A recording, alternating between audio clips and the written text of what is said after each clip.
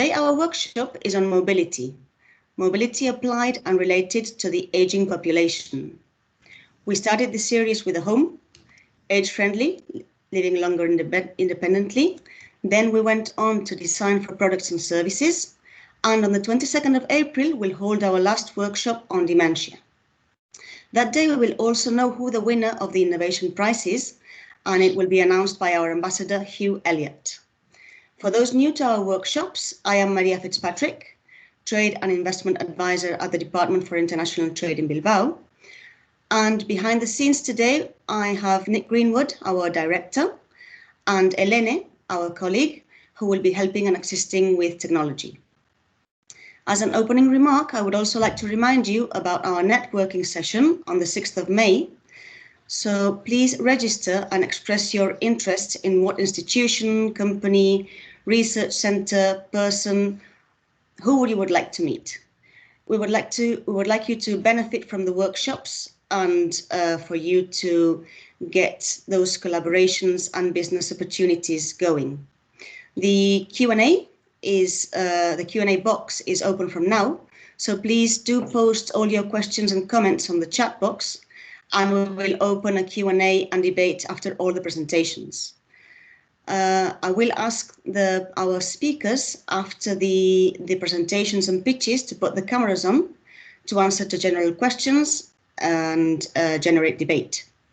Today's session is going to be recorded, and we'll send you a link and the video and the presentations after the event. We're going now to our agenda, and our first speaker is Nick Palmarini.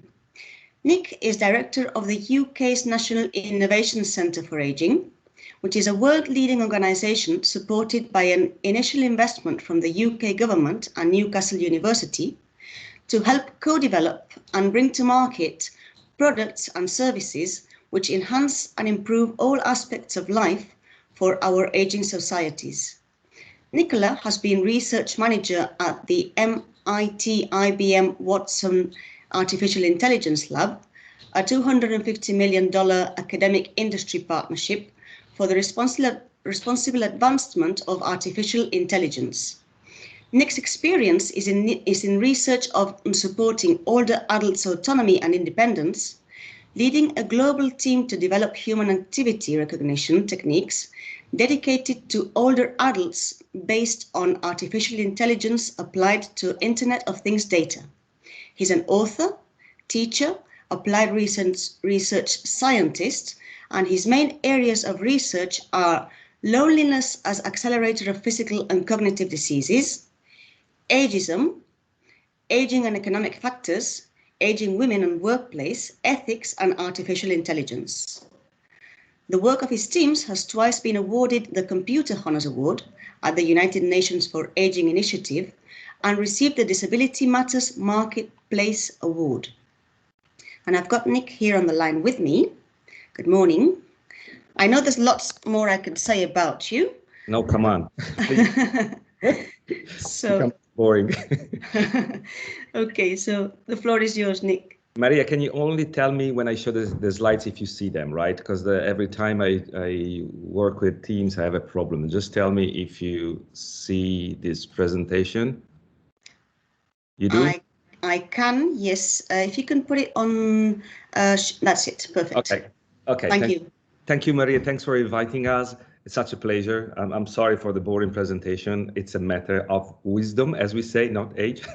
So have developed some experience over the time, but it's not what that matters. It matters what we do today. So I'm going to introduce you briefly about the National Innovation Centre for Aging, which I lead. Is based in Newcastle, has been funded by the UK government. And also, obviously, I will deep dive on what we're doing around mobility. I just picked two stories, which I think are quite interesting. I hope they will stimulate some discussion. So basically, the mission of the center is what you see there on the right, harnessing the business opportunities related to the longevity economies, the true human experience, ethics, data, collaboration, emerging technologies, and innovative business model. I think it's nothing new, in my opinion, for what you are reading here. If I may, I would underline the concept of human experience and not user experience, because we think there is a broader perspective that we have to overlook when talking about the older adults. And mainly, it's not the older adults themselves. It's the full value chain of relation, meaning that there are lines and bloodlines and family lines and friend lines and stakeholders around the older adults that should have to be involved in the play. Now, this is, let me say, a quite, I would say, broad list of activities, or mainly what we want to do. But we framed our mission literally in the 3 words how our mission should be, and we'd be lucky enough to make it happen. So our mission is to add intelligence to aging and longevity. So all of those activities I mentioned before could be framed in this idea. What we think it's lacking, it's a layer of intelligence that could help us to literally leverage the opportunities and transform what we think are issues in something that could benefit the society at scale. You see, we also framed the manifesto, but maybe we can talk about it another time. Now, what do we intend for intelligence? And you see, first thing is that we framed the concept of aging intelligence as a registered approach. So we did a lot of work in framing a methodological approach, let me say an approach to market, which is proprietary, but also it's something that it's not related to our own intelligence. It's our intelligence, meaning all of you in this call and many others that can't join us today. So let me frame it from the 3 perspectives you see here. Top right, you see experiences. So there is a lot of intelligence out there. And again, today, I guess we will see a lot of good examples, but most of the time, this intelligence is not leveraged. It's not known. It's not, let me say, publicized enough to avoid what we typically happens in our domain, reinventing the wheel. So there's a lot of things that we keep on reinventing, not knowing that others maybe already have done some work in that space. So it's important, in our opinion, first of all, to collect this intelligence and share it in order to then add what we suggest as a business-oriented focus and approach. The bottom left, you see the other source of intelligence, which we think it's our starting point, is the people. Meaning that there is a lot of intelligence, again, which is, let me say, crystallized in our life, in our experience, in our stories, and most of the time it's not leveraged. So what we do, thanks to a community that it's embedded in the center, is just to engage the people in whatever we do. So every our process is led by the people in co-design, in co-sharing ideas, in co-creating. And our mission is just to harness that intelligence and make it available to others. Finally, to try to collect these 2 components, you see both of them somehow are data. And the point that we are working on is, can we collect people and experiences and augment with the knowledge that we have and make them available to everyone? So we are also working in developing a platform that could allow, I hope many of you in the next few months, it's a long journey, but in the next few months to have access to the knowledge that we're trying to put on the table. We framed over 8 industries mainly. Again, I guess there's nothing new in the industry you see in the verticals. We just cross-cut them with our approach. So every project that we deliver is aiming to promote healthy aging, which is quite obvious. It's done in an ethical way, which is less obvious, especially if you start talking about data. So we are working heavily in designing ethical principles for an aging population. And just let me tell you, there are many European or worldwide constitutions that don't have the word age as a discrimination in their definition. The third point is about the intergenerational narrative. We all know we need a new narrative, and if we want to fight ageism, we have to introduce new concept around what does it mean to get older in our, forthcoming years. And the final one is climate change. There is nothing that is not happening in this world which is not influenced about our environment. And the fact that aging and climate change are the 2 main trends happening to the planet, let us think there is a lot of connection and a lot that have to be done there. And I will show you one brief example later. All of this is leading us to build what we define the return on society, which is an index that we would like to suggest to the corporation or the companies or the public sector working with us in order to avoid to provide them only a return on investment, but show that the return on investment, which, let me be very clear, it's fundamental, because if you don't show there is an economy, it's impossible to transform the society at scale. But again, what is the impact of the activities you're doing towards the older population that can benefit the society? I told you before about the community. Inside our center, physically, there is a sister organization, it's called Voice, which now counts roughly more than 8,000 people that, as you see, we are considering as our co-designer. Is a community that we call On Demand. It's a community that it's all over UK, but it's a community that it's also growing, and I will talk about it in a second. It's growing also in terms of demographic, because we're just extending, as I said before, not only to the 50 plus, but also to the 50 minus, in order to say, can we also embed the generation to the table, so that a grandfather can engage his son or daughter, and the son and the daughter can engage the grandson of that grandfather. This is a chain reaction that we have to start thinking now to design solution that it's helping everyone to be part of. Two announcements of the really last few days. One thing, it's I'm so grateful to the DIT, because together we're just building this repository of what I said before, the collective intelligence. Again, it's not our intelligence, it's all of ours intelligence. And the second is that last Friday, we just launched our first community abroad, so that today we don't have any more only Voice in the in UK, but we open our first community in the United States, and we're going to open in Canada, Singapore, and Australia in the next 6 months, and China, with whom we have a specific project through the UK and the China government. As you can see, we're enabling local community with the concept of amplified by voice. All you see here is a technology that has been developed by us. The platform is ours, but we're enabling others to take advantage of our methodologies and our approach. This community, for example, is specifically focused on women over 45, and it's specifically dedicated to explore what is happening in the workplace when women are getting older. What we do in terms of activities, I frame it over this 4 dimensions. We do experience and design, and I'll show you an example. We work heavily on data and insight. We do research and horizoning, and we are developing some online learning. About the experience and design, it's an activity that has a methodology, an approach, co-design, design thinking. I'm just showing you here, beside the methodology, one of the rooms that we have in our center. That's the way in which we invite people to cooperate with us and co-design with us. This is a classic activity about the data. You see an example of deliverables that we are providing to our customer. We're just working in building the personas or the stakeholders mapping, interacting with us. And on the right, you see how we frame data coming, in this case, specifically for our community.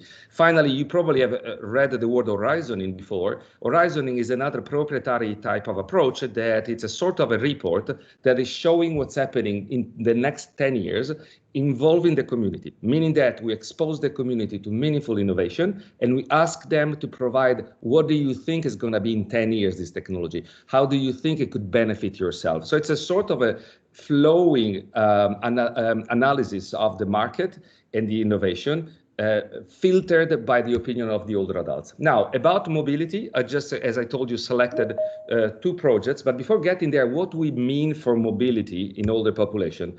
These are all pictures I took myself along my work, and there are so many concepts of mobility. But this is one of the classic. You think about older adults, you think about person with a kind of a disability or very impaired in walking. For example, mobility means to be together somewhere and be in your, let me say, boomer age, for example, like these 2 people, and enjoy the fact of mobility. Or mobility can mean, go on a Segway, even if you are probably in your late 60s, or mobility is just bringing dogs around, or mobility is all of these many things that I guess we should have to consider. Also, there is something that it's related to where we live. You already have covered the house in one of the previous sessions. I will just show you one example of what we mean mobility in the home.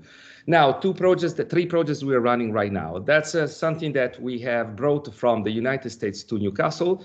It's basically a device that follows you. So it's a tool which has a beautiful capability in terms of technology to recognize an individual and follow this individual. Now, this robot allows you to load 23 kilos of things. There's a hood, you open, you put the things inside, and its purpose is basically nothing more than helping you going around and walking around.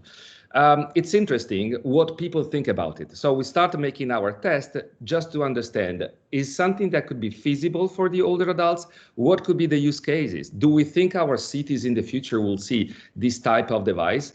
And what they are for?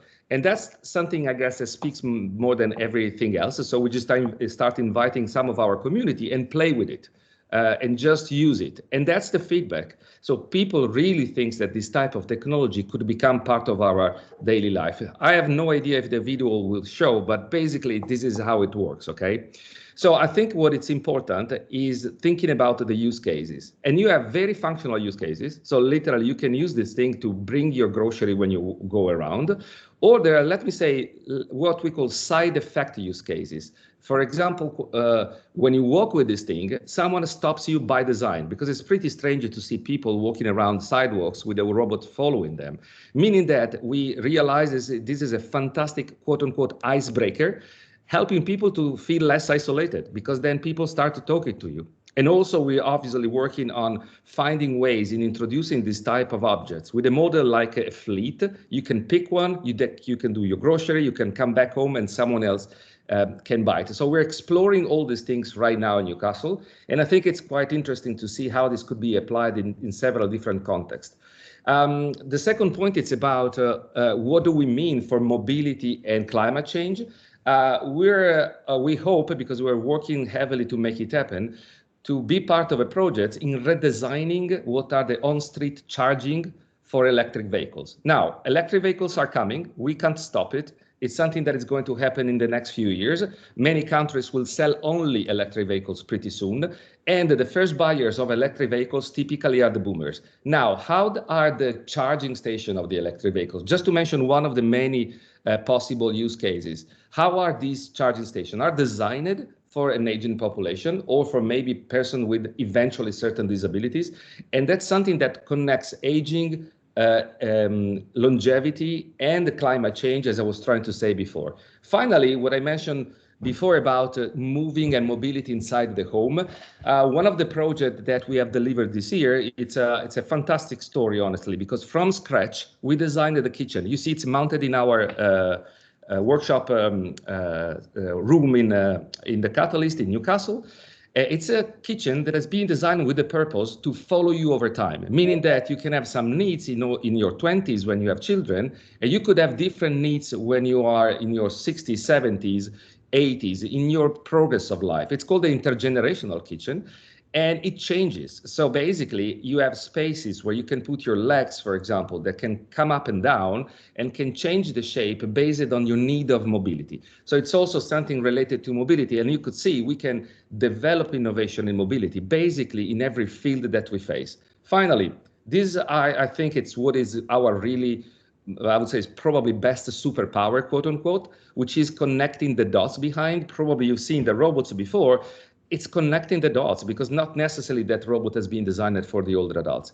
We're doing a lot of work in combining what humans and machines can do together, because we think it's time to explore it. And instead of recommending or talking about it, it's time that we test it. So we make it happen and really understand what people want. And finally, we're working again heavily empowering generations in thriving together. If we don't play together through the generation, I think we're really missing the opportunity to design a better future. Thank you so much for your attention. I hope I was not over time, Maria. Just be open for every question now or later, you decide.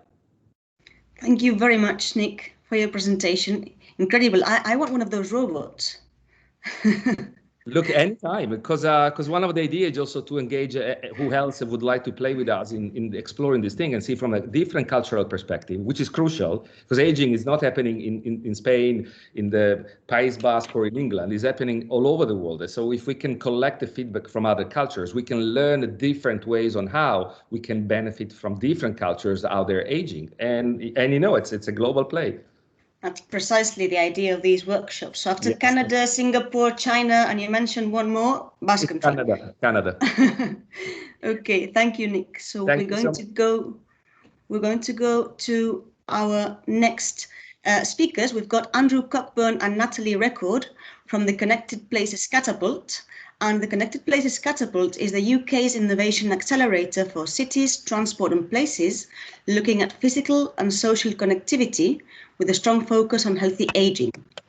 Andrew has worked connecting technology, smart cities and innovation globally for almost a decade and in over 20 countries, and has spoken at major technology and smart cities events globally.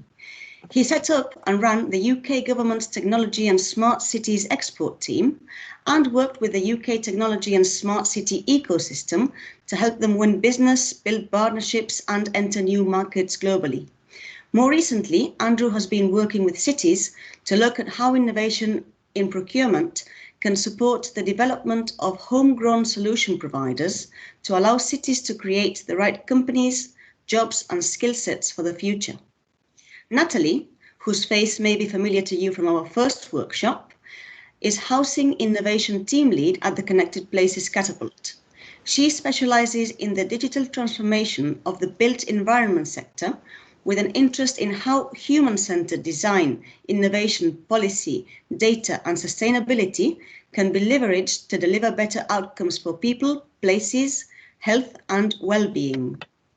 And I'm going to ask Andrew and Natalie to come online, please. And Elene, we've got the presentation ready. So Andrew, Natalie, good morning. Can I see you? Can I hear you? Can you hear me? I can hear you, but I can't see you. Not seeing you. My video is on. I will turn it on and off. Fingers crossed you can see me now. Yeah, there we go. Excellent. Okay, well, good morning, everyone from, you won't be surprised, fairly overcast and dull England. It's a pleasure to be invited today, so thank you very much for the very kind words and introduction, Maria. I'm just going to say a few words about and really introduce you about how in the UK we look at challenges, modern challenges like healthy aging, mobility, and how we look to address them through place-based solutions and the application of innovation. Because we're all about how can we look at these challenges rather as opportunities to really push forward socioeconomic prosperity in local areas in the UK. So if we could move on to the next slide, please. Okay, so Catapults. Catapults are a really interesting set of organisations. So they're non-for-profit research technology organisations. And if you, where do they sit in the UK? Well, they sit underneath an organisation, a department called BEIS, the Department of Business, Energy and Industrial Strategy. Now, that's the department that looks after the economy, and they look after the economy of today, and they look after the economy of tomorrow. And so they have various policies and plans looking at how to move into the economy of tomorrow with the right policies, etc. Now, innovation is a huge part of this, and there's an Innovate UK, which is the innovation funding agency in the UK sitting below BEIS, and the delivery bodies of Innovate UK are called Catapults. Now, Catapults are not government, they're research technology organisations, but they sit underneath government because there's a real focus on the economy of tomorrow and solving challenges of the economy of tomorrow. So there's 9 of them, and they cover various sectors. So our sector covers mobility and smart cities. Could you move on to the other slide, please? Okay, cool. So a mission. Everybody has to have a mission. What are we doing and why do we do it? So we're there about sparking new ideas. We're there about making the innovations of tomorrow happen today. We're there to connect the market. We're there to help those clever people in university bring their research and development and clever thinking into the marketplace. And we really look to accelerate commercialization. We're there to support small to medium-sized companies upskill, raise their technology readiness levels and access the marketplace. And we're there to level the playing field to remove barriers, because we believe that the startups and the small to mid-sized companies are really the drivers of innovation, the employers of tomorrow. They have the skill sets of tomorrow that we really need. Could we move to the next slide, please? Okay, cool. So when I talk about smart cities mobility, there's various industry sectors that we sit across, and that you can slice and dice the economy in many ways in terms of how we do things. But when we work through partnerships. And when I say we're a catapult, we're there to move ideas forward really quickly. We're there to catalyze things. So when we work in other countries, because we work globally. We work on 4 different continents. We're there to spark and support local ecosystem development through partnership with UK companies. But it's not just tech-centric. It's not just, you know, mobility. Let's get some smart parking apps on the go. We're there to look at the challenges, really understand how to solve them, and capacity build, because we work as much with local authorities and national governments to help them understand trends, social trends, economic trends, help them engage with new and emerging technologies. I mean, what does AI or 5G mean to somebody sitting in the local government? And what does that mean? What are the models that they can utilize, the benefits they can realize, the efficiencies that this can drive? Why should they bother about these clever things coming up from these small companies? So we're almost an intermediary about helping bring these groups together in this space. Could we move to the next slide, please? So, what we're talking about today is healthy aging mobility, key challenges in the UK economy, the global economy, and I'll hand over on to my colleague Natalie, who does all the clever stuff in this area, and then we'll come back to myself, where I'll talk a little bit about some of the models we use to look at this. So, over to you, Natalie, please. Thank you, Andrew. Thanks for having us today. I'm going to turn my camera off actually because my connection's poor, so hopefully you can hear me okay. Great. So yes, good morning. My name is Natalie Record. I lead the housing innovation team at Connected Places Catapult, as Maria mentioned. So building upon our Future of Housing programme in 2019, we are currently designing a housing strategy for the Connected Places Catapult with a particular focus on healthy ageing, innovative finance and retrofit. And so how have sort of Connected Places Catapult been exploring healthy ageing over the past 2 years? Well, we ran a Future of Housing programme in 2019. All of this is on our website, so I can always send a link out afterwards if that's helpful. We also ran a Housing Innovation Week where we met with lots of different stakeholders relating to healthy ageing. We ran a Homes for Healthy Ageing workshop, which some of you attended. And we've also now, we're currently in the process, as I'll talk about in a bit, about designing a new Homes for Healthy Ageing programme, which will be over the next couple of years. So next slide, please. Brilliant. So as part of this Homes for Healthy Ageing programme that we're designing, we realised that the place and mobility element of this programme was a really important layer to dive into. So what we've done, we've partnered with several different partners in different areas, and so around place and mobility, we're working with Pro Social Place to the right. There's their icon, and they're a part of the University of Liverpool. And the question we're really exploring with them at the moment is, what is the relationship between place, mobility, and healthy ageing in communities across the UK?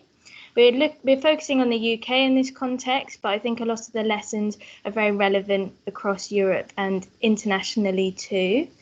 If we could go to the next slide, please.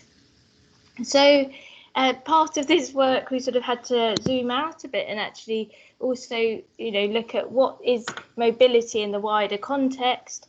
And how do we embed those principles into this programme? So some of the key definitions that we're exploring is, you know, mobility in a simple sense is the ability to move or be moved freely and easily. And then sustainable mobility seeks to ensure that our transport systems meet society's economic, social and environmental needs whilst minimising their undesirable impacts on the economy, society and the environment. So lots of different, it's a multi-layered approach and many different aspects that we need to explore in order to create a really robust programme that can be scaled up across the country and ensure primarily that it meets the needs of its users and of the people that it will serve. We have a human-centred design approach to all of our work at the Catapult, and it's really important to us. So the principles of sustainable mobility interventions that we're really driving in this programme are equitability, meeting the needs of all generations, sustainability to mitigate the long-term environmental harm, and look at what is affordable based on local economic modelling. And there's no one size fits all, so we will be having to take regional differences into account through our work with different partners. Next slide, please. So looking at our Homes for Healthy Aging programme that I mentioned that we're currently designing, it's due to launch later this year. So these, as I mentioned at the beginning, we are Connected Places Catapult have made a significant investment to design a multi-year programme to contribute towards the UK's goal to support older people to live at home healthily for 5+ years longer. The programme will test and demonstrate technologies and test beds to address challenges to healthy, independent and safe living in the home across the UK. These dispersed test beds will be linked by a common framework, focusing on delivering replicable, impactful solutions to the UK's healthy ageing challenges. But before designing this framework for the test beds, we are currently undertaking a series of short discovery projects to deepen our understanding of healthy ageing, which includes those place-based and mobility challenges that I just mentioned before that we're looking at with pro-social plays. Also to the right, you'll see several logos there. So these are the partners we're currently working with to explore some of the unanswered questions that we want to before designing this framework. So we are exploring building fabric challenges with the BRE, who presented 2 weeks ago in this workshop series, looking at barriers to implementing interventions into the home and innovations into the home. We have been looking at end user needs with the Helen Hamlin Centre for Design at the Royal College of Art to ensure that we really understand what people need and their different circumstances and creating sort of personas plus.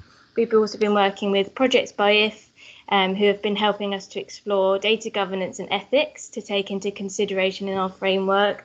We've also been currently mapping the existing healthy ageing innovation ecosystem and all the products and services that currently meet different needs of its users. My colleague Clemence is also on the call, who's been doing some excellent work around that and also speaking to lots of people in the industry. So we'd also love to speak to you if you want to get involved.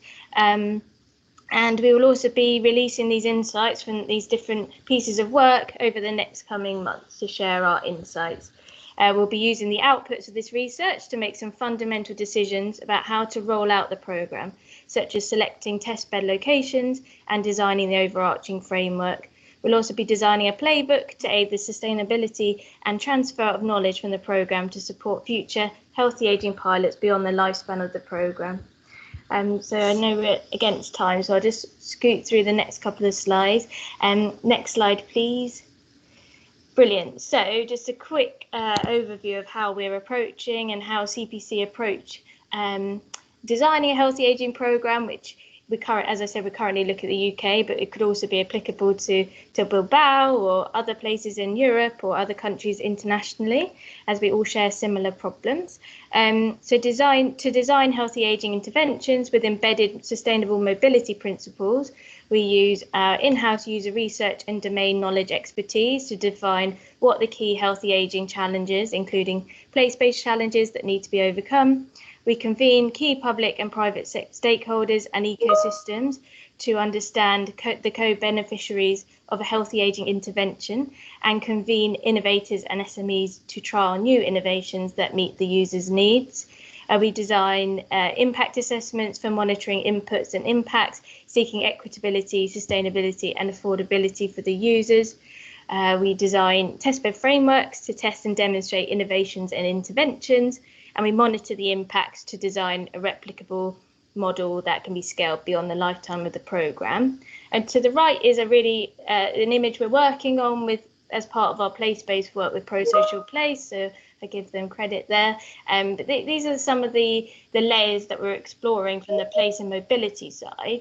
As you see, mobility is a key layer there, but also exploring sort of the national local policy, health and care systems, the living environment, the mobility itself, the connectedness, typologies of plays, neighbourhoods, and then home itself. So it gives you a little insight into the multi-layered approach that's required to design a healthy ageing programme in the UK.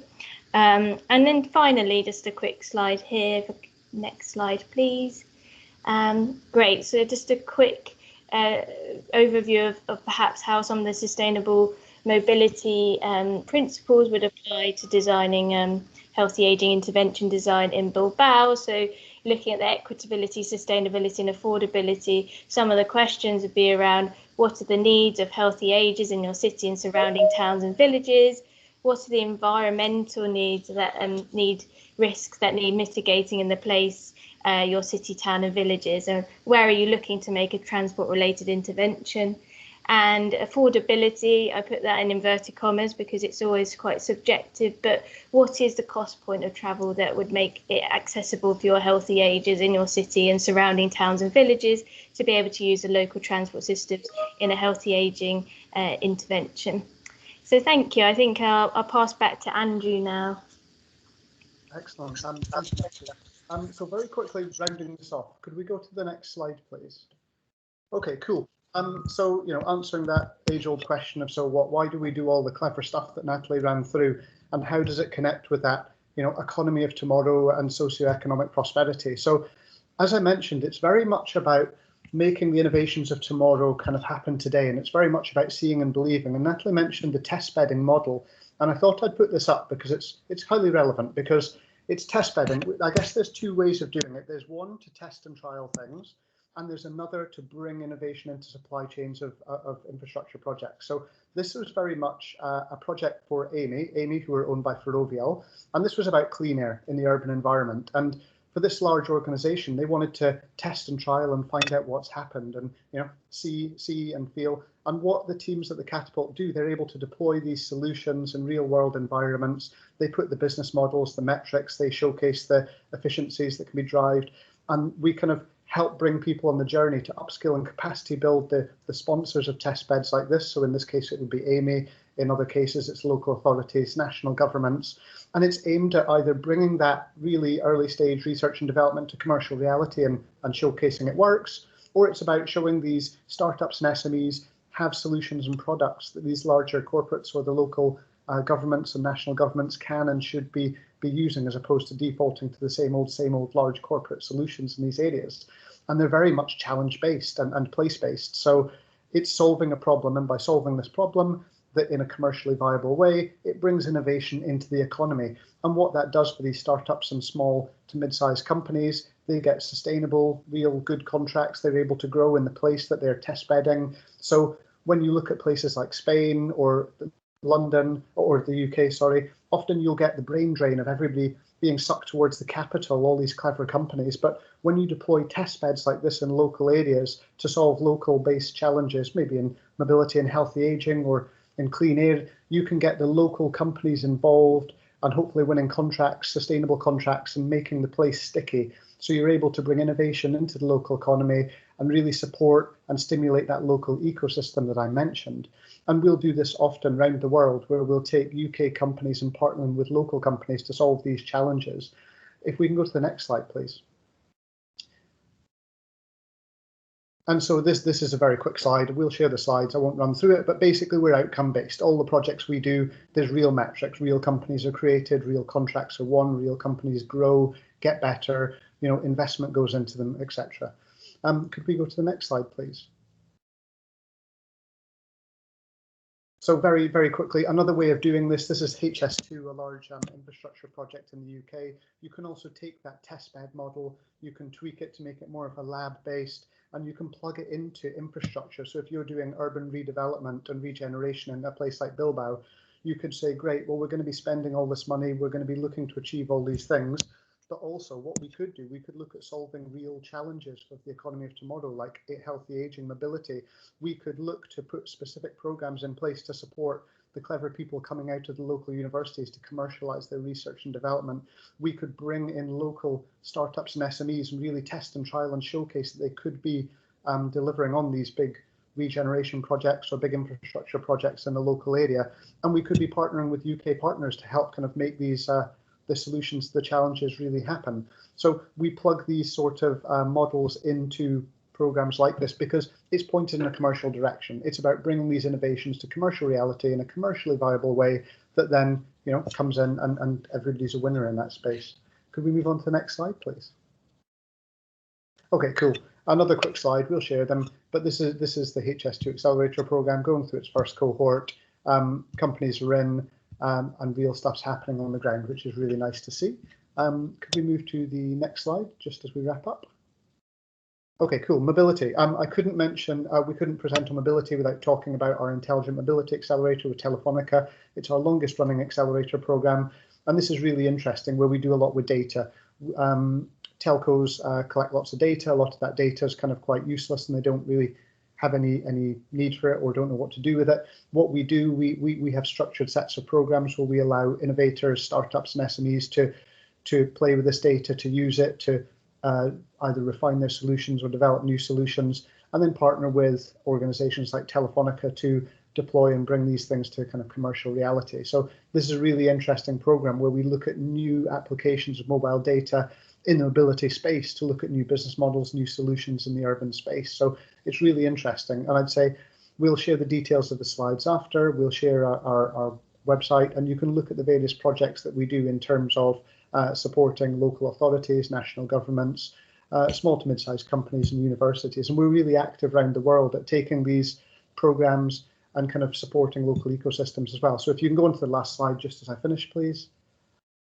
And I use this slide just to say, often when we're going around the world and we're talking about innovation, a lot of people think innovation is a light bulb going off above somebody's head, but actually there's quite boring structured process that sits behind making innovation come to commercial reality and really making all these clever people with the clever ideas kind of support kind of the economy of tomorrow. And you know, this is just a really standard challenge-based program that we run people through with the test beds or accelerators.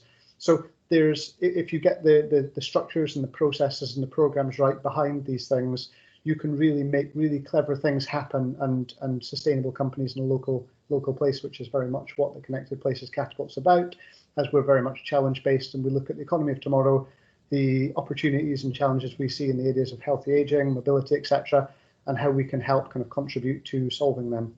So that's everything we wanted to present today. So if you can move to the last slide, please. That's our contact details. And Maria, thank you very much. Looking forward to questions and discussion. Thank you very much, Andrew. Thank you, Natalie. We've already got a question, I think I saw in the chat. Really interesting and lots of information there. Of course, we'll share your presentation and they've got the video too, because there's lots of information there that needs to be digested. Thank you. We're going to move on to our next speaker. We have Dr. Pamela Knight Davidson, Research Fellow in Health at Anglia Ruskin University in the UK. Pamela established a user-centric living laboratory as part of the Positive Aging Research Institute at Anglia Ruskin University, dedicated to working closely with providers of health and social care and older people themselves to understand the day-to-day issues they face. She facilitates the acquisition of knowledge and research to help developers produce products that best suit the needs of older people and to identify the features of the most promising, effective, usable and acceptable innovations and technologies and the best ways of implementing their use among older adults. Most recently, Pamela coordinated the UK Living Lab services for EU-funded cross-border project Cease to Grow, exploring innovation and technology for the independence of older people. Good morning, Pam. I've got you there, ready. Yes, good morning, Maria. Thank you very much for inviting me. I think this is a great initiative by the DTI and the Basque region in their esteemed role in the European Innovation Partnership, particularly as we're in the WHO Decade of Healthy Aging. The WHO have identified that there is a lack of knowledge, global knowledge generation and sharing for decision makers to decide where to invest. Where data on the needs of the aging population does exist, it's rarely collected in a form that allows international comparisons or even comparisons over time in the same settings. And they've also identified that it's an imperative to adopt cross-national collaboration to meet the aspirations of this global movement. So, like you said, I am a research fellow in the Faculty of Health, Education, Medicine and Social Care in Anglia Ruskin University. We're based in the southeast of England, and we have 3 campuses, so Cambridge, Chelmsford and Peterborough. Next slide, please, Ellen. Elaine? Can she forward the slide, please? Oh, sorry, thank you. We're a user-centered living laboratory as part of what we call the Positive Aging Research Institute, which has now just amalgamated into a larger aging research cluster in the faculty. And it focuses on looking at the social value around innovations. So what is a gap in knowledge that innovations are trying to meet? What is the appreciation for those innovations? So why should older people want to adopt those innovations? The sustainability, so can people afford it, for instance? Does it integrate with other products that they may have in their home? And how does it work or complicate their lives? And also ethical issues around privacy and confidentiality, and impact on the environment, and is it inclusive and fair? And also the Living Laboratory aims to be co-creative and collaborative. So we work with other stakeholders, such as other academic institutions, public authorities, users themselves, of course, and the business community. And that's reflected in our aims, which is on the next slide. Next slide, please. Okay, thank you. So our aims are to, we are associated with the Age Tech Accelerator, and our aims are to partner with national and international stakeholders and to conduct high quality interdisciplinary research and technological innovation projects for and with older people, and to facilitate the translation of innovative ideas into sustainable commercial products that older people want and need. To this end, we're associated with the Age Tech Accelerator, which is a legacy entity of the Seeds to Grow project, which we're involved with, which is a 4-year project involving 4 EU countries, which were us at the time, France, Belgium, and the Netherlands. And we continue to participate in the work of the accelerator. And so we still have a cross-border element to the Living Laboratory in that we have access to end users in all of those countries. And obviously we're keen to extend to other countries and to other UK entities as well. Next slide, please, Maria. So we maintain a user panel of about 200 older people and their proxies, and it's diverse, local and cross-border, as I've said. We also engage with the panel's other stakeholders, care homes, health and care professionals, and other provider organisations to allow for testing and for advice on product development and market orientations. And on the right of that slide, you can see there that these are the types of methods we use for field research, co-creation workshops, needs finding workshops, and ethnological observational studies, participatory research and human factor studies. And we work with companies through all stages of development. So come from conceptualization, implementation, marketing, and tend to go for prototypes that are TRL 3 to 4, something that can be tested in real life settings. The benefits of being in a university is that we have access to scholarly articles, AI experts, health and care professionals and researchers. We maintain a knowledge repository of evidence-based assessments of technology designed to support life course aging and needs of people. Because we've collected data on technology co-created and tested and designed for older people over many years, we're able to offer a meta-analysis of the evidence. And moreover, as this is a knowledge bank increases, we'll be able to conduct cross-case analysis. So our work is primarily in research, as you can see. Can you forward the slide, please, Helen? So we participated in a 4-year cross-border project called Seeds to Grow, which was funded by Interreg. as part of regional development, as well as knowledge generation around innovations that were promising for the aging market, this silver economy, as it was called, involving 4 countries, which I've mentioned before, and the organizations were living laboratories, other living laboratories, smart homes, as well as provider organizations and incubation hubs as well, and local authorities in the 4 different countries. And we selected many innovations came to the accelerator, through the accelerator. We selected 34 innovations which we supported, providing different services to basically feed back to the companies what were the what the needs of the older people were. Next slide, please.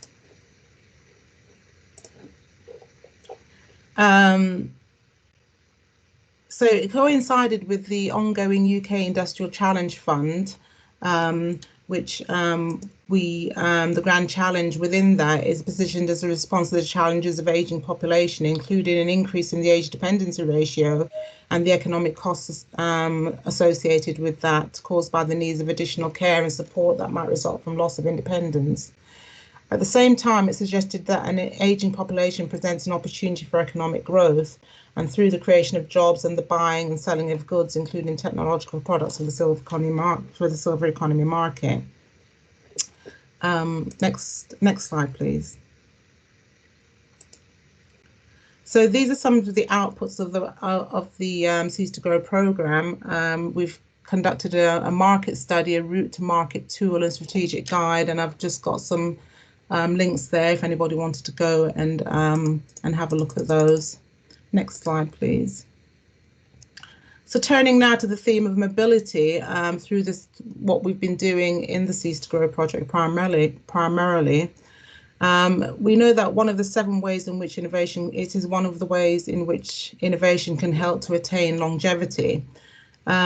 Sustaining physical activity is key to healthy aging. Next slide, please.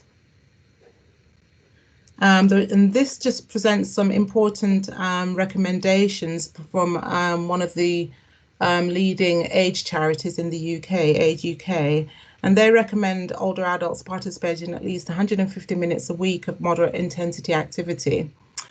Physical activity has been identified as one of the key factors in promoting and encouraging overall health-related quality of life for older people. Physical activity can help improve muscle strength, balance, coordination, which can further help to prevent falls, maintain bone health, and preserve physical fitness. But we know that with increasing age, physical activity tends to reduce. Physical inactivity has strong links to experiencing serious illness and reducing healthy life expectancy. And we also know that just over 10% of men and women aged 50 plus take part in sporting or exercise activity at least once a week. And beyond the age of 80, 9% of men and 4% of women are reported to take part in once a week in sporting activities. So activity declines over as people age, but we would, the idea is to keep people mobile. And during the project, a number of products in the project address these perspectives, reflecting knowledge even just 5 years ago, but not nearly enough is being innovated from all different perspectives. So next slide, please. So this just shows some of the products that we tested in relation to mobility. So as well as sensors that detect and monitor movement and activity, such as smart floors, plug-in sensors, motion detectors requiring apps, other products that facilitate and encourage mobility included things like the Pathfinder product that was developed by a company called Walk with Path, based in the UK and Denmark, targeting areas of mobility in Parkinson's disease and people affected with stroke. and particularly around the freezing of gait in Parkinson's. And you can see there that's a light projected on the floor where it's used as a cue for someone with Parkinson's to step over. That would, allow the momentum to continue as they mobilize. Things like the Freya mobility aid to help people to stand up and move off at the same time. So addressing mobility around the home and standing from a sitting position for people who find that difficult. We also looked at products for mobility following orthopedic surgery, knee and hip replacement, and a product from the Belgium called Move Up, and also prosthetic knees. So addressing things like, when people have had a knee replacement, for instance, how we can help them to continue to be more effective in their mobility. Some of them are very niche products as above, but others address more wider global questions associated with demographic aging, and some have the potential for service adoption. For example, Cush Health, which Callan will present. However, mobility is not just about the individual, as so much of the literature would have us believe, but about the individual as embedded in and interacting with the household, family, community, and larger society. Important innovations must also include practical solutions for getting out and about, and which can become an undesired effect of aging. Addressing issues of transportation to enable older people to remain culturally, socially, and economically and leisurely active, and indeed, Pamela, we need to wrap up. Yes, okay. Please. Yes. Okay. Thank you. Sorry for this. Yeah. So just some learning basically from what we've talked about. Older people want to participate in society. They want to obviously move around a bit more. And we also have to be mindful to dispel any underlying rhetoric of urgency and crisis within when we're innovating for older people that wrongly or homogenizes older people. Yeah, I just wanted to say that, we need to kind of rethink how we see older people in terms of mobility, which I think Nick has already presented. Thank you. Thank you. Sorry, Pam, we're running a little bit late, but in any case, we will share the presentation. So thank you so much. And we are now going to move to David Freed, CEO at Evolve. And Evolve is a CE certified medical device manufacturer specializing in rehabilitation and prevention technology products, which complement and augment traditional therapy services and improve patient adherence. Evolve Rehab is the CE certified virtual rehabilitation and prevention software and hardware platform that is used to treat a wide variety of pathologies, age groups, and disabilities. But I'm going to let David to explain Evolve better in his presentation, which is a story about how to set up in the UK and his experience in doing so. I'm sure it'll be very useful for many of you thinking of the UK as your destination to develop your business. And there you are, David. Hello. And David, you have to sell the UK as the only place to go to do business. No, you don't. You've got to just tell your experience. I will try my best. No, the floor is yours. Thank you. I'm going to share my screen now, and away I go. So thanks, Maria, and thanks for inviting me. This is a great event as usual.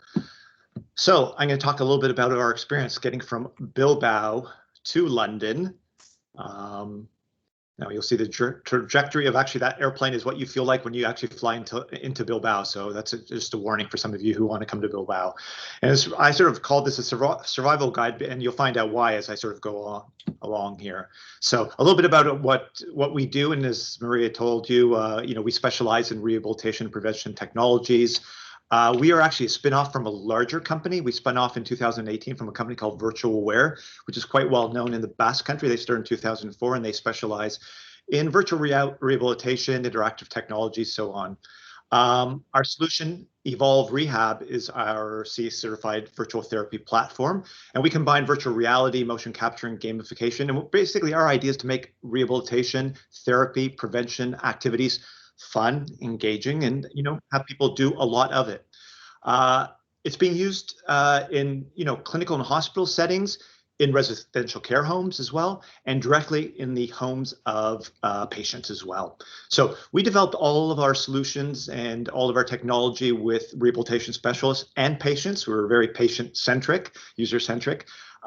We've done a lot of work in the UK, we'll talk about that, and other parts of the world.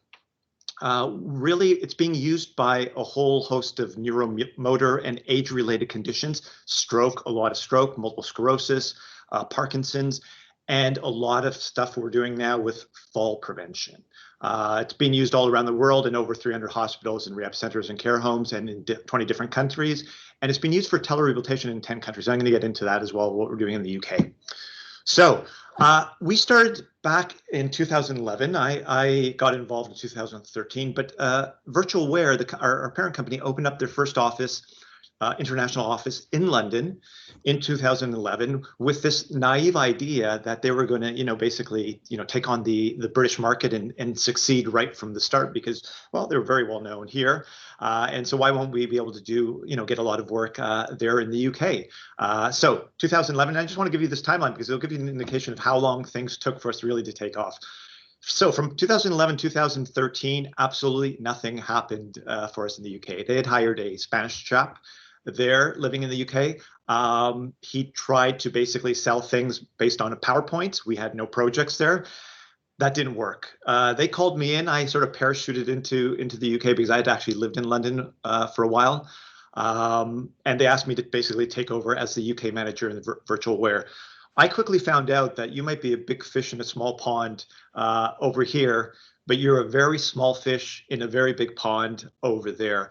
And I quickly realized that, what we were doing here, which was working on bespoke projects, sort of software engineering, that kind of stuff, wouldn't fly in the UK. There was tons of competition, best companies in the world are there, great expectations, and we didn't have anything to show for there. So we had no use case.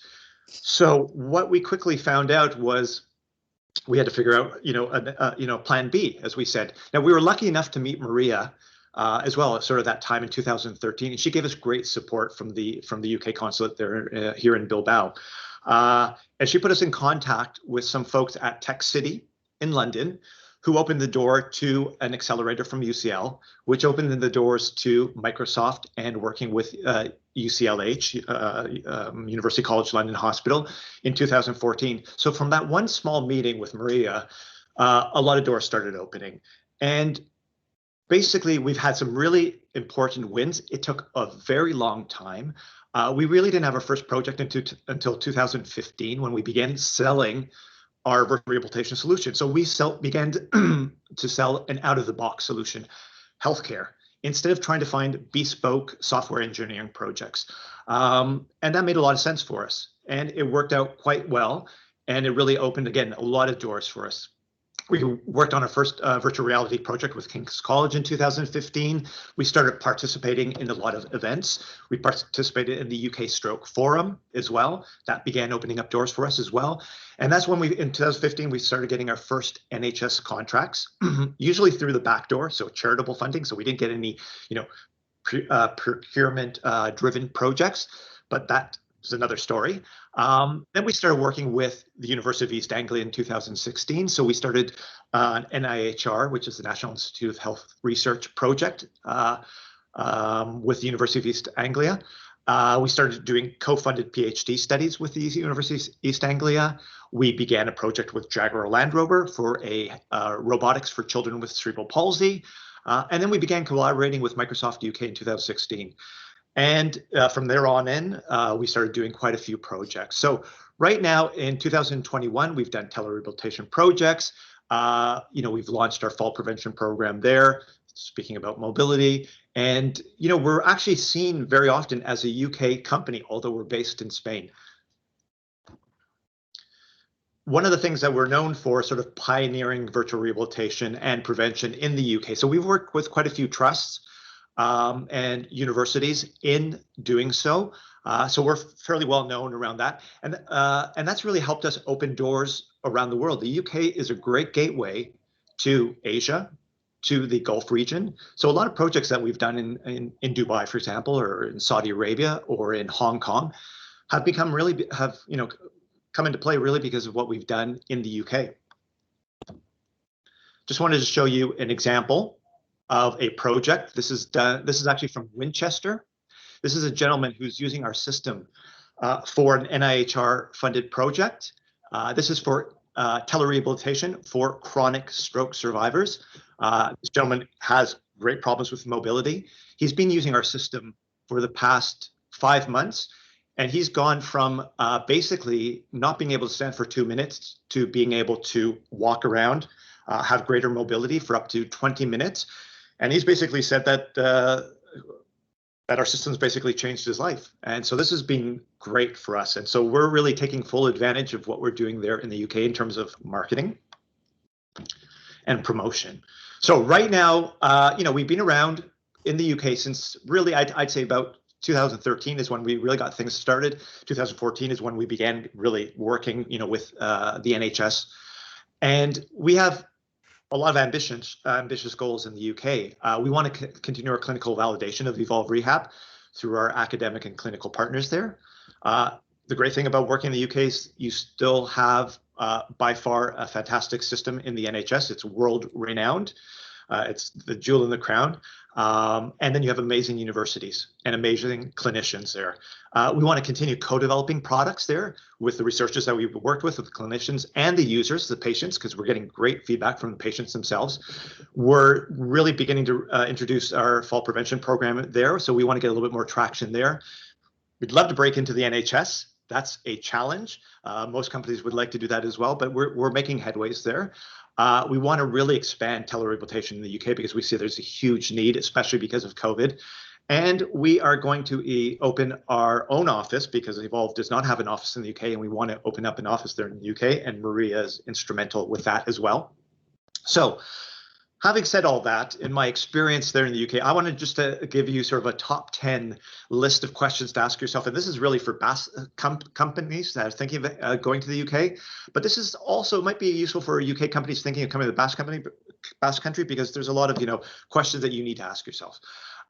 So what is your goal? What do you want to accomplish when you're going to the UK? We had this very naive vision of what we were going to do there, and we had to pivot very quickly because we've realize our dreams and aspirations were not going to come true. Understand the culture, and the culture might be, both business and otherwise. So, language is associated with that as well. That's really, really important. Really understand who your clients are, and really understand the market. Who's the competition? As I said, we had no idea who we're going to compete against there in the UK. And we found out that really, as a company at that time, we couldn't compete. We didn't have any use cases, and little by little, we built that up, and now we can compete there quite even on an even hand there in the UK. Really important thing for us was the timeline. We thought that within a couple of years we'd be making money, and that took much longer. So you really have to keep that in mind as well. It's really important to have the right people. Whether you're opening in the UK or you're opening in the Basque Country, and I really suggest that you have people, local people, working for you. It just makes a lot more sense. How are you going to sell your product? We initially began selling our product ourselves, but recently we actually signed up a distributor there, and that's really helping us expand our sales in the UK. Obviously, the elephant in the room is Brexit. We haven't talked about that, and we probably won't talk a lot about that here, but it will affect the business plans somehow. So that's important to keep in mind. And again, Department of International Trade, sorry, I have that backwards there, but it's really, really important to get in contact with them. So I'd recommend that. So once you get into the country, good accountants, good business consultants. I found that the most difficult thing in the UK for us wasn't setting up a company, but it was setting up a bank account. And I think a lot of people can attest to that as well. I mentioned hiring locally. Companies who go there, we set up in London. That's because I lived in London and I felt comfortable there, and so on and so forth. but London is not the only place to operate in the UK. And we've heard, there are other great places. So I'd really recommend taking a look, and Maria can help you with that as well. Don't spend a lot of money at the beginning. We start working, hot desking, co-working spaces. That's fabulous. You meet a lot of great people. A key element for us was finding a key opinion leader, a champion to collaborate with. That was instrumental in us being able to gain traction there. Working with local universities and researchers as well. That's really, really important. That was an important part of our trajectory is there as well. Looking for local partnerships with other companies. Maybe they're competitors, but they can help you perhaps. Networking is key, and it's absolutely fabulous there. I found that, the problem being in the UK is there's too much stuff going on. So it's really difficult to know what to choose. There was too many events going on at the same time. But we had so many great contacts and so many opportunities that came from meeting people at networking events, going to congresses, participating in pitches, things like that. Be really proactive in marketing in the UK. That's really, really important. Out of sight, out of mind. That's key. So we've done some really interesting things there. And as I said, get in contact with Maria. She'll open doors for other government agencies. We found about some opportunities there. Learn your abbreviatures, because everything, including the UK, is an abbreviature. So that's really, really important, because everybody throws them out at you and you have no idea what they're talking about. So I'd find out quickly a little bit about what they mean. So that's a quick overview of sort of how we've gotten going in the UK. It was a slow process. It's been fabulous for us. And I would recommend it for any Basque company who is interested, as long as you know what the challenges are, as long as you're prepared, and as long as you're willing to stick it out. But I think the opportunities and the rewards are well worth it. So if anybody has any questions, you can write to me, or you can get in contact with Maria and she'll pass on my contact. Thanks very much. Thank you very much, David. It's not Maria, it's DIT who helps. Yeah, I know, exactly, I know. And you, the best, it was great, and the questions I'm going to steal them from you. But it was great about the point to hire somebody local who knows the idiosyncrasy of the UK. Very good point. Absolutely. I'm going to, we're only 20 minutes late, so I'm going to go on to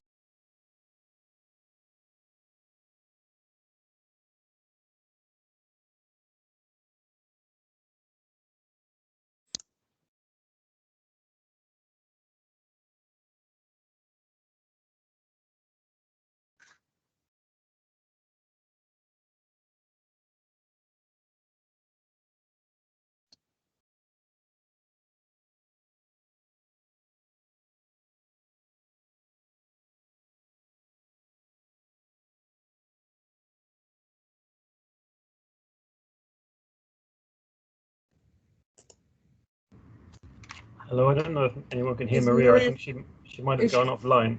So can I just wondered if you're frozen. So can I invite the next speaker to come up and present? Oh, here's Maria. She's back. Back, Maria. How much did you miss, please? Most of it.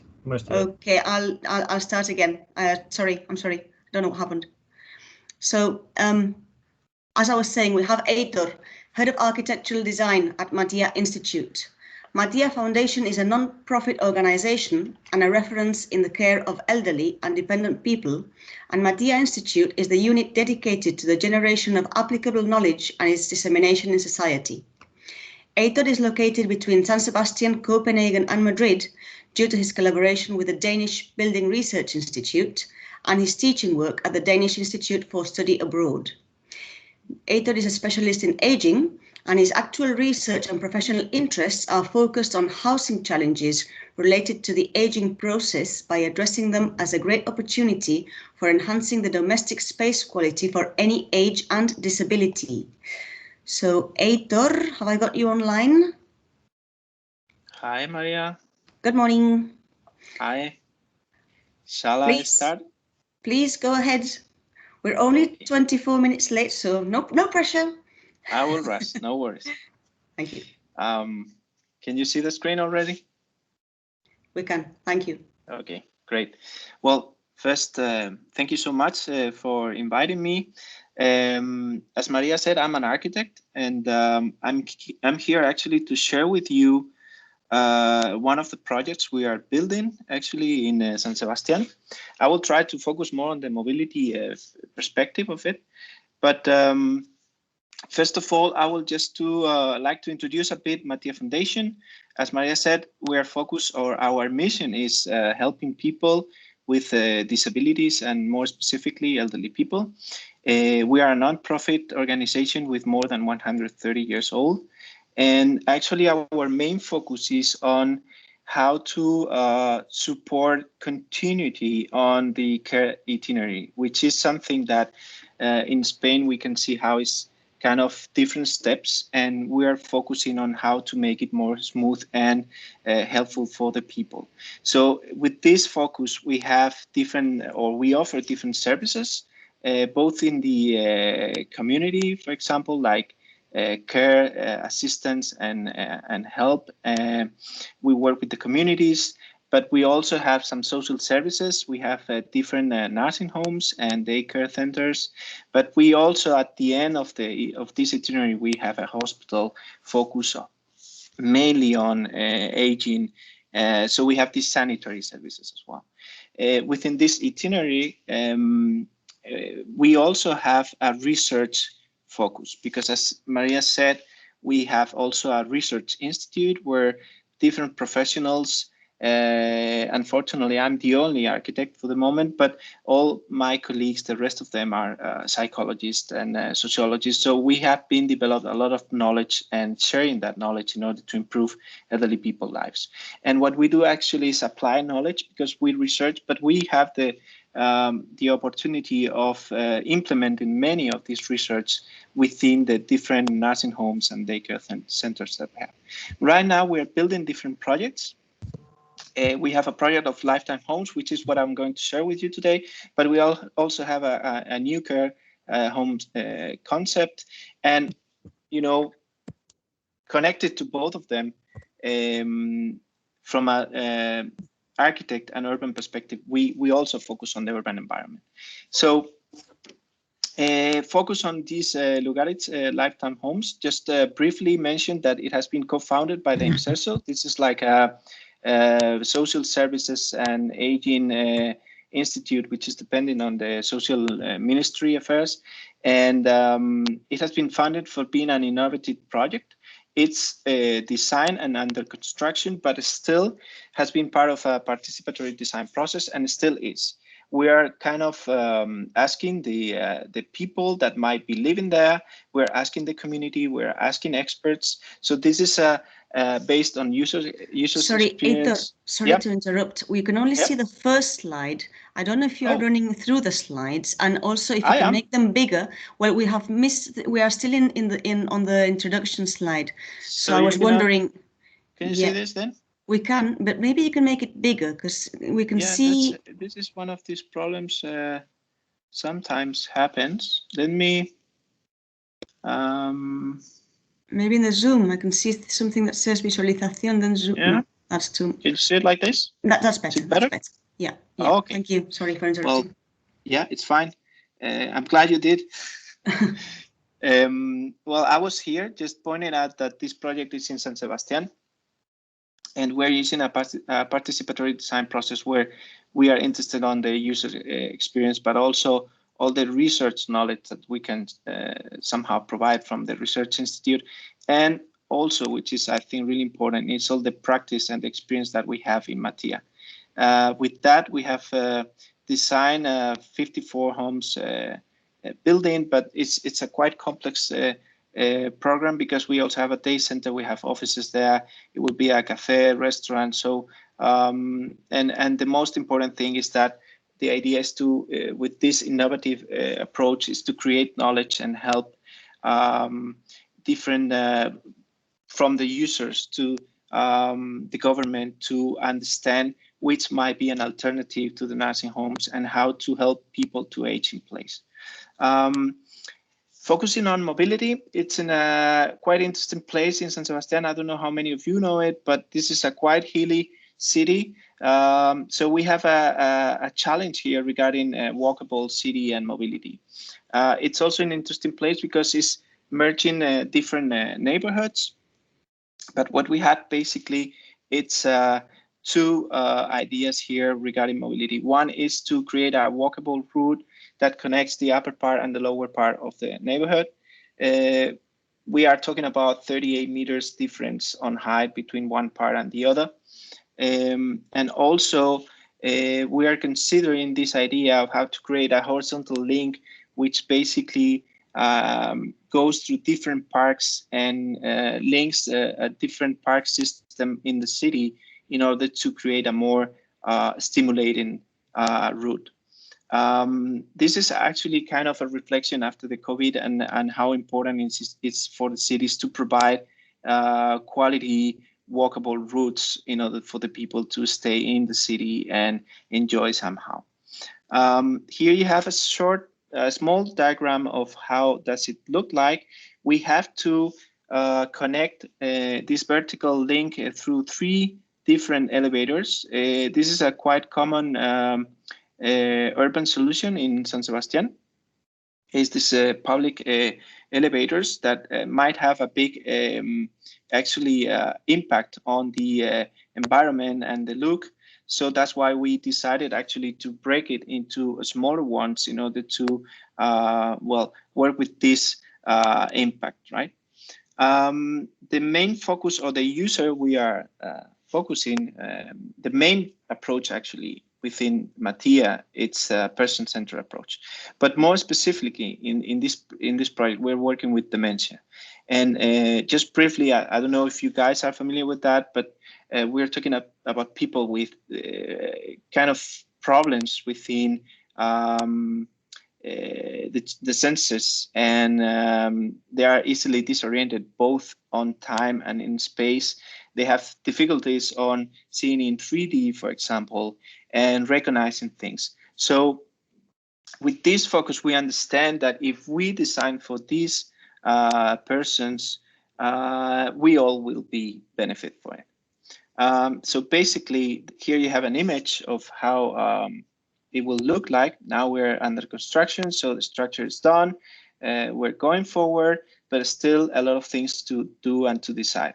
So within this approach of the mobility and how to improve urban space and the urban context in order to people with dementia to be actually moving around more freely, we work with different strategies or design strategies. One of them is this idea of creating landmarks. So the elevators work within the neighborhood as landmarks in order to help them to understand how to navigate this space.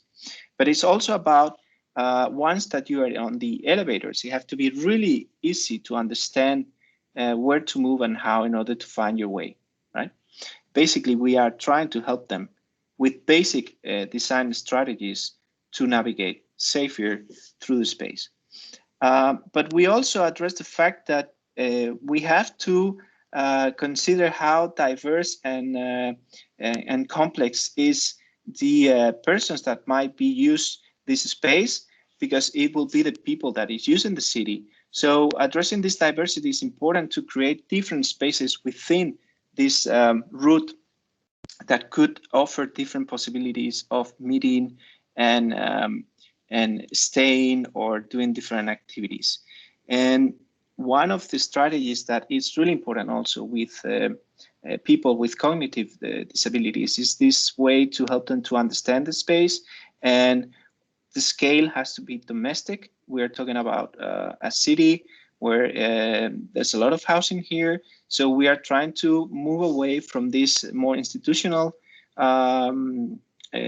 approach and focus on a more domestic scale, but also on the importance of the materials, the urban furniture, whatever might be in this urban space or environment that has to be also dementia friendly and age friendly, right? We have different projects and we are looking for partners in order to participate and search for funding in order to research more on how this urban realm has to be. And light is important, materials is important. As I said, urban furniture is important. So we have like a big research field there to dig into it, right? And one of the others aspect that is basic, I would say for everyone, but more specifically for people with cognitive disorders that need to be stimulated, is nature. Nature it's really, really important, and we are trying to focus on how to research the quality of the space and how the park's characteristics should be in order to create more livable cities for people with dementia. Basically, what we're talking about is how to make more inclusive environments. And for doing so, we think they have to be safer and easier to use for people with dementia. We think that designing a dementia-friendly environment will be, as I said before, something that it will be benefit for all of us. So this was it. Thank you so much again, Maria.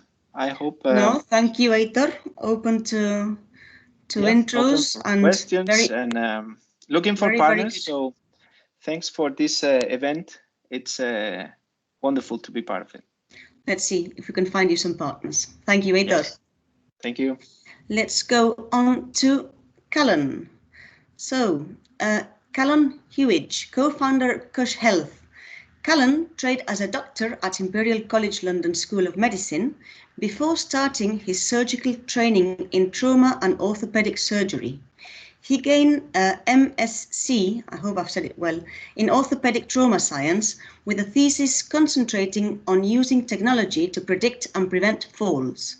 Callan co-founded Cush Health with Dr. Sam Fosker, an NHS anaesthetics and critical care doctor and British Army Reserves captain. Cush Health is a clinician-led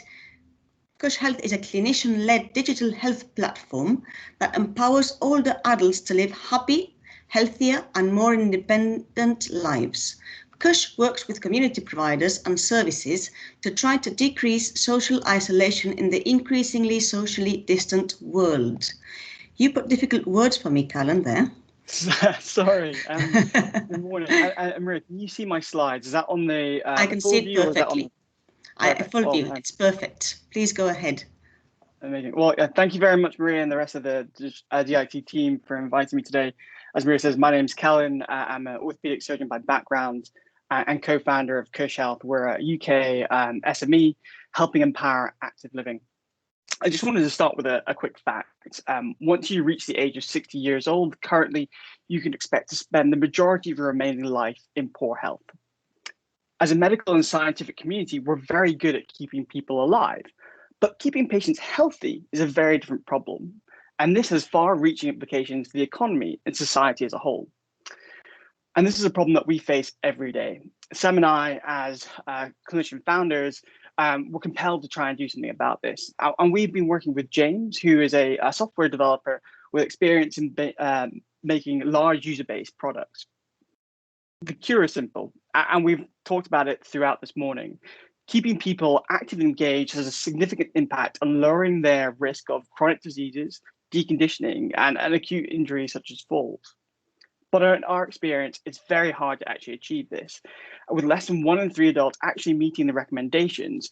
And more recent reports looking at activity during the COVID lockdowns have suggested this is closer to 2/3 of people aren't making the recommendations.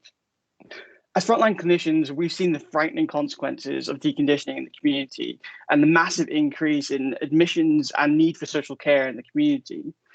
But speaking to these patients, a lot of them know that they need to be active, but they just don't know what's appropriate or where to start and how they tailor it and kind of adjust that activity level. So what if there was a solution where you can make an assessment of your ability and your needs and build a tailored program around you and have that knowledge and that kind of results shared with your clinical team? And so any adaptations were made appropriate for you, and you could train in the confidence that you were being shown to be going in the right direction. Well, at Cush Health, that's exactly what we aim to deliver. We use remote data from wearable devices such as smartwatches. We take physiology and mobility data, and we build an objective opinion of that patient. We share that data with their clinical team, and so doctors and physicians alike can manage their whole patient population in real time, identify outliers for early intervention, and minimize the acute demand on healthcare services. Unlike other digital health products, we're not specific in our intervention. We give patients barriers for where we know that they will have some sort of benefit, and we allow them to go out and explore things that meet their interests and needs. We drive behavior change through shared decision making and data analytics, and we connect users with health and wellness providers in their local area so they can have a hybrid of physical and virtual care. We've been very fortunate to be supported by Innovate UK and the Academic Health Science Networks and the AgeTech Accelerator that Pam was mentioning earlier in our early days. I'm really proud to say that we've been using our service in 3 healthcare trusts on the South Coast. We did a recent review of patients coming through our platform, and compared to traditional care, not only did we show that we were able to reduce the cost of care by 55%, but more importantly for me, what I thought was interesting was actually compared to traditional care, we were able to reduce the CO2 equivalent by 57%. We think that our solution compared to either the big institutions, whether that be Apple, Fitbit, or Garmin, or some other SMEs coming through looking at remote healthcare, we try and match the clinical ability and leveraging the knowledge base and confidence people have in their clinical team with something that is personalized and specific to them. We are Cush Health. We're trying to empower active living, and we would love to work with you. So if you have any questions or if you'd like to know more, please reach out to us. That email address goes to both Sam and I. And thank you so much for your attention. Thank you, Callan. Nice and sweet and short. Thank you. And now we are going to go to Eduardo Jauregui. Last but not least, of course. Eduardo founded Irisbond 8 years ago. Irisbond is a Basque technological company, pioneer in assistive technologies.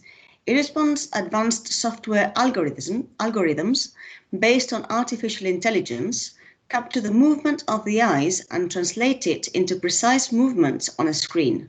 This means any person can access all the information in a natural, intuitive, and touchless way, creating a new way of relating to our environment through eye tracking technologies.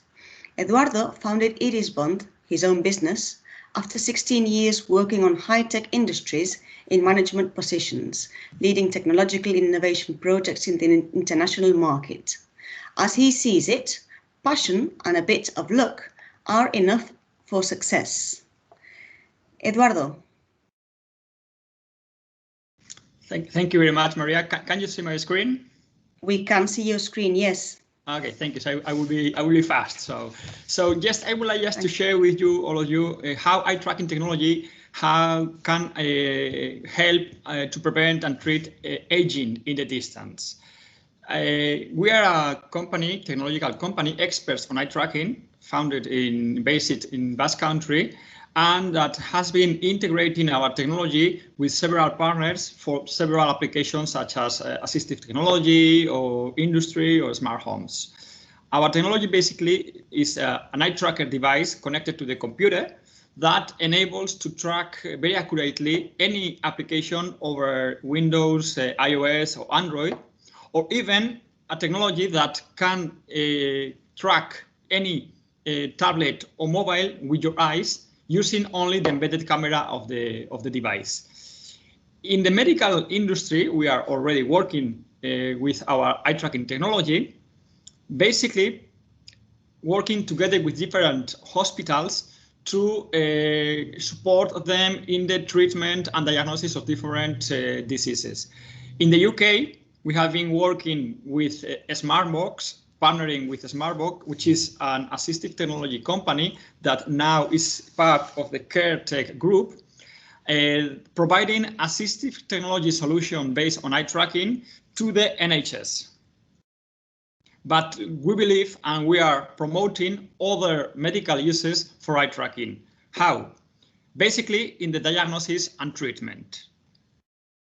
At the end, we can match the movement of the eyes and response of the brain. And with that, we can understand and we can identify different disorders and support to rehab or work on making it better. There are several studies in the world that assures that the eye tracking technology can diagnose different neurodegenerative diseases such as Alzheimer, Parkinson, or different cognitive processes, and even could also identify different vision disorders. So, but how we could support e-health and mobility? Basically, because at the end, e-health and mobility is to talk about telemedicine or telehealth. I understand, I mean, the technology nowadays can't help to monitor patients remotely. And eye tracking suits perfectly with this description. So basically, with one eye tracker and internet connection, we are able to identify more than 30 neurodegenerative diseases, several vision problems, and treat them to make it better. Very simple. I mean, in one hand, if we have the users, the patients at home, we provide to them an eye tracking technology with the specific applications. We can monitorize and we can understand how the brain and how they react to different stimulus, and this can be monitorized by the doctor, the hospitals remotely. So this help us or give us several benefits. Basically, the first one is that we can remotely monitor all these activities. We can also provide more affordable solutions and more personalized and in real time. If we define activities that are suited for the specific disease that we want to monitorize, then we can personalize this activity. And of course, at the end, if we are talking about seniors, we can support of taking care of training their activity, their cognitive activity for the home. So we are minimizing the pressure in the healthcare system. And that is basically very summarized what I would like to share with you. If you have any question, I will be glad after to talk about that. Thank you very much. Amazing, Eduardo, that is amazing. And thank you also for being short and sweet. I'm going to please ask all our speakers today. First, I want to thank you all for participating today. And I'm going to ask all our speakers, Nick, Andrew, Natalie, Pam, David, Aitor, Callan, and Eduardo, who's already on the line, to switch on your cameras, please. And David is going to be our Master of Ceremonies. And we've got a few questions. I don't know if you've seen them on the chat that we have received. And have you seen them, David? Yeah, I have. Some of them are a little bit long, so I'd try to go through them. Well, you are Master of Ceremonies, yes, so exactly. I'll let you deal with the questions. Sure. Well, thank you, Maria. Sure. Well, I think the conversations that I heard here and the presentations were extremely interesting, and as they always are with the events that Maria is putting on. So I think this one touches home for us. David, people are going to think you pay me, or so I'm paying you. Sorry, I'm paying you for saying my name so many times. So stop. Okay, I will do that. Right. There is a question from Nick Greenwood. And he says, I'd be interested in the speaker's view on mobility considerations for aging populations in rural areas. I'm no expert, but I see mobility solutions frequently proposed for urban spaces, but rural environments also have significant elderly populations, which presumably pose a different set of challenges, solutions, and opportunities. And Aitor, I think with your experience, because I think that might sort of lend itself to what what you're working on. San Sebastian is it's not exactly rural. It is a cosmopolitan town. It's not a very big city, but from an architectural and urban planning point of view, in terms of mobility in that sense, and let's talk about not talk about healthcare services, but let's talk about urban planning and so on. what is the difference between sort of how you approach an urban area and how you would approach a smaller town or village, in fact? Yeah, that's a really good question, David. I don't think we, and I'm talking from a professional way, thinking about architects and urbanists, that we have a clear answer to that. Because that's for sure one of the biggest challenges right now, how to cope with aged and rural environment. This is one of the biggest challenges, I would say, especially in Europe. And basically the approach that I know and that many countries are following, especially in the Scandinavian countries, is to focus on keeping people in place. This is not new, but also in the rural context, which is a big challenge, but they focus on how to improve the care services at home and work with the community in order to improve the, as I said, the urban realm and the space that might be familiar to them. The idea is to help them to keep on their lives and to keep alive the small villages and all the community network that might be there, which is what is dying actually. The shops are closing. The old restaurants and bars that used to be there are closing, and that's one of the biggest lacks, because then they lose the familiarity and the landmarks and places they used to use. So that's what many of the main focus on is not only about design, but it's also about keeping the community, which is a big challenge. Very interesting indeed. Maybe, well, Nick or Andrew, Nelly, I mean, I don't know if you have any thoughts on this as well, because in terms of programs, obviously, Aitor is talking about sort of the Basque experience, which might be, and then that's, I think, quite interesting in terms of, cultural differences. Mobility might mean something different to, somebody in a Basque village as opposed to a small town in the UK. Do you have any thoughts on that? Yeah, David, I think absolutely is a great point, because obviously there are two dimensions here. One dimension is what is happening to other areas of the planet. Think about Africa, Latin America. So there are a lot of rural areas out there. So if we start designing and finding solution, as Aitor was suggesting, for this type of environment, that's absolutely an opportunity and a market out there. First thing. The second is Newcastle is in a beautiful northern area of UK. Literally outside Newcastle, you just go up to Scotland and it's all rural areas. So it's something that we deal with many, I would say, is interesting initiatives. For example, some local infrastructure, for example, the local banks are now transforming many of their services and try to revamp, as Aitor was suggesting, places that were typically the center of these villages. And they, as Aitor said, basically they are closing up, and they're trying to bring, for example, banks branches in libraries. So the banks, for example, are not anymore the banks as before. So the idea is just to revamp the existing architecture infrastructure and give a new life and bring services back where everyone left. And it's interesting how, on one hand, there are many, speaking specifically about banks, which are leaving, let me say, the small places and going around, and there are other entities which understood that this is a business. And again, a business for an aging population and all the demographic which is staying there. So providing services of proximity, it's literally crucial. And just to tell you how far they're going, for example, they're bringing programs to enable all the high streets in even the small villages to be able to deal with people with dementia, for example. So it's an education process of reinventing the small villages, meaning that mobility of proximity, talking about mobility, it's probably one new dimension that we should have to explore more in details. And again, we are doing with some specific project just like the one I mentioned. Okay.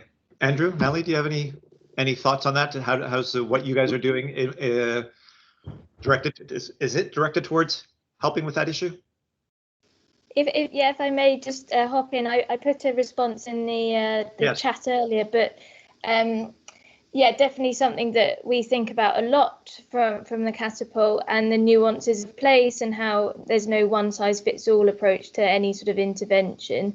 Part of our work at the moment with Pro-Social Place is to design a tool for places to assess the challenges and opportunities in their unique place, so that they can sort of design appropriate healthy aging interventions that really take into account whether that's a rural community or a coastal community, or so it'd be like a decision tree using data-driven information or data to drive those decisions. And so, yeah, I think that's applicable whether it's a UK context or in Bilbao or internationally, because it's sort of how to approach those challenges and opportunities to make the right decisions. So we'll be publishing that quite soon as well. So I hope that will help in the open context. Great. I don't know if Andrew has anything to add. I was waiting for Natalie to speak because I know she'd answer it far better than me. I think that it's very much a catapult approach. Yes, there's challenges. Yes, there's opportunities. We've got structure and process discovery that lets us localize and understand, and we work with local stakeholders in terms. It's not kind of we have an algorithm we're going to point it at you, or 5G is the answer regardless of what question you're asking. Local solutions, local places, and it's all contextual, which is why a lot of the work we do takes, and what Natalie's presentation brought you through the various layers before you go and point a bit of technology at it. You've got to really understand the problem and bring everybody on the journey, because there's so many different stakeholders involved here. It's not just the people who are struggling with mobility issues. Local authorities need to really understand and grapple with the problem and be brought on that journey as well. National governments need to engage and realise, there's more to the country than the capital city and surrounding regions there, etc. It's quite an intricate piece, and I think Natalie's team does excellent work on that. So I'd encourage people to maybe check out the report that she mentioned and have a quick dig in the website. Great. And Pamela, you mentioned something about your experience with particularly this question. Yeah, because obviously in the UK, a big feature of the UK is that as people age, they tend to move out of cities and into the rural communities, and so the association with loneliness and isolation then becomes a big issue for them. Families move away. Lots of people who have families move to different countries, so people may be kind of new to communities. They don't make friends. And then the transportation is very, very poor in the rural communities. So, yeah, there were a couple of solutions that came through the project where they're looking at new models of paying for transportation to kind of get people out and about on a daily basis, similar to what you might, not just runs to the hospital, but also for leisurely activities as well, as just to get people in and about. So yeah, it is an issue I think that needs to be looked at, and especially now during COVID, we've become more aware of the impact of kind of being at home and not being mobile, and people deteriorating quite quickly because of not being able to get out and about. Absolutely. We'll touch upon COVID in a moment. There's a really interesting question from Simon McMaster, which I think involves Eduardo and Callan. So we'll take that one. So he asks, how do companies engage in getting the aging population mobile without long periods of research? That's something that any tech company knows about, that stretch of having clinical validation, and people will, sort of it's basically a catch-22 situation. People will not purchase your solution unless you have validation. That takes a while, and you have to survive as a business and so on. So, Callan, maybe you want to, you come from both sides. You come from the practitioner side, so you know that you don't want to trust your product until it's been validated, and you're actually able to validate yourself. So you've got the best of both worlds. Yeah, that's a really good question. I think that question sums up, as you said, every entrepreneur's journey, especially in healthcare. It's you want to put something out new, but no one wants to try until it's tested. And I think the biggest thing from that is something that Nick touched upon at the start of today, is co-creation. It's making sure that you're coming up with a solution that the patients actually want. And if you can get buy-in from, if it's not just the patients, but the healthcare providers or the healthcare management early, then someone will be more willing to try and take that on and give you that early kind of recognition. And you've just got to be very kind of mindful that you aren't going to have 10,000 people using your product straight away, but you've got to go for the small wins and get that early engagement. And I think that's probably the best advice I can give, and that's the solution that we're really going for. Perfect. And Eduardo, what about you? You've been around for a while, so you're not sort of exactly in startup mode. but those early days where you wanted to get out to your target population, what approach do you think is best for somebody who's thinking about creating something now that's aimed at mobility and healthy aging?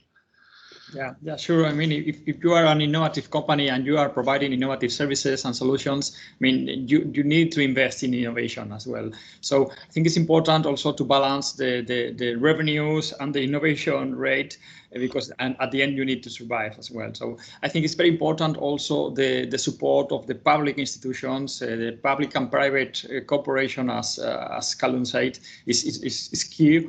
And I understand that now with this pandemic, there is a huge opportunity in Europe with the funding that are moving on the next generation of this kind of funds. Also in the e-health, they are going to invest so much. So we have a big opportunity on doing real things if we invest this money in a very clever way. And I hope we will do that.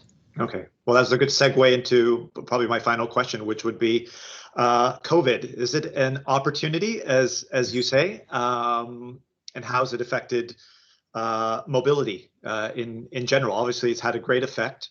I can talk from personal experience. My mother in Canada has dementia, and her dementia has rapidly gotten worse because of COVID. The fact that you can't go out and physical activity has a lot to do with cognitive ability, and that's directly related to stimulation, whether within the home, but really outside. So any thoughts on that? Any thoughts on what opportunities COVID might have brought both in the Basque Country and in the UK in terms of technologies and solutions for healthy aging? I'll leave that for anybody. David, I might jump on this very quickly, sure. If that's all right. So I think it's both. Unfortunately, from my kind of clinical background, Sam and I have been talking about using kind of remote solutions for a while now, but it was only with COVID where actually the appetite and the acceleration of adoption of these kind of technologies really took off. And I think the case in point about a lot of things in the NHS is we still have probably the highest concentration of fax machines and pagers probably in the world, and technology adoption is notoriously slow. But on the flip side, kind of going back to your earlier question, is if you're not doing specifically COVID related research on the other end of that, actually the ability to generate some of that data sets was severely limited. And, it's great how fast the world was able to adopt to do COVID specific research, but a lot of other things just took a complete hit. And so it's been a great opportunity to get people thinking about it. But as we said before, getting that evidence generation behind has been a little bit slow to follow on. Okay. Any other thoughts? I will add that this is a big opportunity, but this is a great challenge using the technology to make people not becoming isolated. This is one of the risks we have, and so technology could help us on engaging and connecting people. Absolutely. I think there's another question as well, which is, people would think that because of the situation that perhaps the NHS, for example, would be funding more solutions. But that doesn't mean that the NHS, because of, in fact, during COVID, probably has less money than before. So, we're doing projects in terms of telerehabilitation, but we're sort of going through the side door and trying to find opportunities that are not directly related with the NHS, although it does affect the NHS in some way. So, any thoughts on how we could take advantage, Nick? I don't know if you have any experience with this. No, I just want to probably go back to your previous question, which I think the opportunity we have, I guess, we all have seen cities that are trying now to reshape their, let me say, mobility offering. A lot of cities are going to electrify. Cities are just starting, creating lanes for bicycles and whatsoever. So there's a lot of in changing the mobility, changing the shape of cities. Probably one of the stimulus from the COVID just to make the cities, let me say, more climate change compliant or friendly, which means that there's a lot of opportunities in how micromobility could really change the shape. And I think I'm sure Natalie and Andrew has a lot of story of what's happening in UK. But for example, cities like Milano decided to just basically make all the downtown completely pedestrian, which goes back to the research we're bringing forward with the little robots, meaning that, yes, there are objects in which you are transported, so a scooter, electric cars, or whatsoever, and could be even technologies in which you are not transported. You still keep on doing your stuff, but you can find innovative plays to try to avoid, this kind of experience of Amazon, which is basically putting all us locked in our homes. There are ways in which you can go out. You could be stimulated to walk. And one scenario we're testing, one use case, is going with our little thing up to a store. So you walk to a store, but you don't enter the store. You allow someone else to do the grocery for you, and you get back your little robot filled with things, and then you walk back wherever you go. So the idea is just finding things to keep people in mobility and exploring not the ordinary. And the ordinary, again, electric cars, electric bicycles, scooters, and whatsoever, which not necessarily are the only things. So there are other things. I guess it's what COVID can suggest us just to explore, I would say, further different scenarios and see if they could be feasible in the future. Interesting. Any other thoughts? Pamela, you mentioned a little bit something there in the chat. You got the mute on. There you go. Sorry, yeah. Yeah, we were talking about the NHS as a provider of, but often some of the, services for older population in the UK are provided by charities. So community services, and but a lot of them are lagging behind in terms of adopting technology and innovation. So I think there's a need there to kind of enable them to adopt the innovation and technologies. And again, that's around funding and new models of new ways of working for them that needs to. So there's a lot of research to be done around that as well, I think. Absolutely. Maria, you popped on. I'm the big bad wolf. I think we need to bring the panel to an end. I'm sorry, it's a fantastic debate, but we are so much behind time, and all our audience and yourselves are giving us so much time that I think we need to bring it to an end. Has anybody got any kind of closure remarks, just to not to be so abrupt myself? No? Well, thank you so much. Thank you, David, for chairing. Excellent chairing. And thank you all. Thank you to our speakers and to our audience for being with us. It's been a very good session, amazing presentations. I really enjoyed it. Of course, we can't give the solutions of mobility in an hour and a half, but please do stay in touch to all of you who I'm seeing on the screen, our speakers, and to all the audience that's with us and very engaged. And we are here to be able to facilitate all those contacts you want. Also, please don't forget that in 2 weeks' time, on the 22nd of April, we will be holding our last session of this second series of healthy aging workshops on dementia.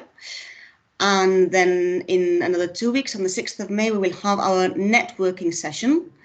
I know it's not the same that having it over a cup of coffee or over a nice wine, but it can be very, very useful. So please think about it. And if you want to register, put your name down. And together with the Open Innovation Consultancy we are working with, we'll try to arrange the best meetings we can. And thanks again. And that's it from me. Thanks to you. Thank Bye you, bye. Maria. Thank you. Bye. Bye. Bye, Maria. everyone. Bye.